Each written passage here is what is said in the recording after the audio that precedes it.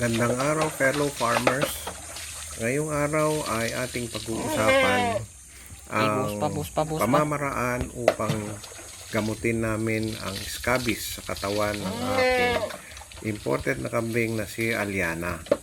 Sa di malamang kadahilanan, tinubuan siya ng scabies at ginamit namin ang ivermectin noong nakaraan, ngunit hindi epektibo ito at iba-ibang chemicals na pwedeng panggamot sa scabies.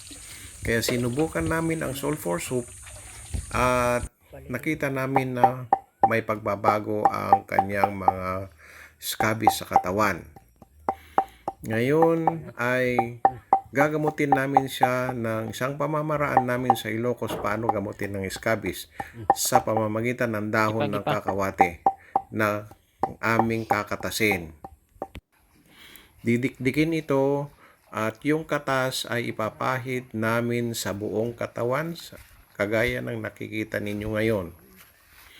Kung dati ay balot ng scabies sa kanyang buong katawan, pero dahil sa ginagawa namin ngayon na pag-apply ng katas ng kakawate o madre cacao, ay nabawasan na ang mga scabies sa kanyang katawan at bawas na rin ang pangangati niya.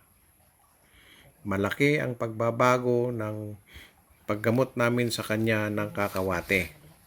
Dahil ito rin ang pamamaraan namin sa Ilocos sa mga alaga namin na nagkakaroon ng scabies.